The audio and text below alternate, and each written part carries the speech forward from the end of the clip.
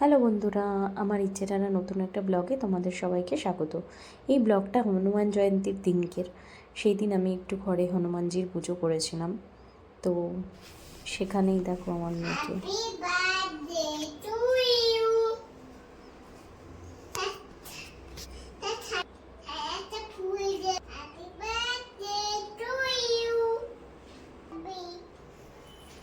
ঠাকুর ঘরে পুজো করতে হলেই হলো, ওকে আসতেই হবে।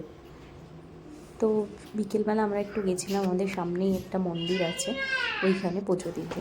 3 ফল আর মিষ্টি নিয়ে, ধূপকাঠি আর মোমবাতি নিয়ে আমরা 3জন মিলে গেছিলাম। অ্যাকচুয়ালি এই উইকে আমার কুকুর জন্মদিন, আর ও মঙ্গলবারই হয়েছিল। তো আমাদের কাছে এই হনুমান জয়ন্তীটা খুব স্পেশাল আর কি, তাই আমরা সবাই একটু এই দিনটা একটু খুব ভালো করে মানি আর কি। তো তাই জন্যই পুজো দিতে গেছিলাম। এখানে ওর বাবা গেছে মালা আনতে, আর উনি দাঁড়িয়ে রয়েছেন আমার সাথে। প্যাকেটে লাড্ডু দেখে ওর আর তর সইছে না, কখন লাড্ডু আর আঙুর খাবে, ওটা হচ্ছে ওর মেন কনসার্ন।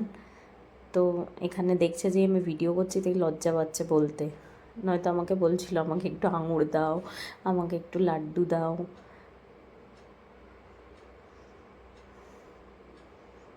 এখন দেখে যাচ্ছে শুধু। এই যে বাবা মালা নিয়ে চলে এসছে, এবার আমরা চলে যাবো। এর মধ্যে দেখলে তো পাশ থেকে টুক টুক করে আমের গায়ের সিঁদুরটা টুক করে হাতে নিয়ে মাথায় কপালে লাগিয়ে নিয়েছে।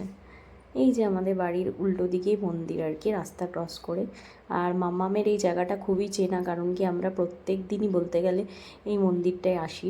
বিকেলবেলা একটু ওকে নিয়ে হাঁটতে বেরোই, হেঁটে এই মন্দিরটায় এসে এই বট গাছের তলায় যে জায়গাটা আছে, ওখানে আমি আর আমার মেয়ে বসে থাকি, নিয়ে কিছুক্ষণ পর বাড়ি চলে যাই।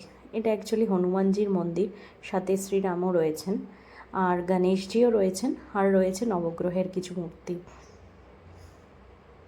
তো আমরা পুজো টুজো দিয়ে বিকেল এসেছিলাম পুজো দিতে, তখন একদমই ফাঁকা ছিল। জেনারেলি মন্দিরটা খুব ভিড় হয়, আর যেহেতু মঙ্গলবার হনুমান জয়ন্তী প্রচণ্ড ভিড় হয়, আমরা তাড়াতাড়ি চলে এসেছিলাম ওই জন্য। ওই দিকটা দেখো কী সুন্দর লাগছে, সূর্য ডুববে। আর এই বটগাছটা বিশাল বড় জায়গা নিয়ে ছড়িয়ে রয়েছে, এইখানটায় আমরা এসে বসে থাকি আমরা মা মেয়ে।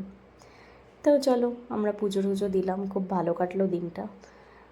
পরের একটা ব্লগে আবার তোমাদের সাথে দেখা হবে। টাটা।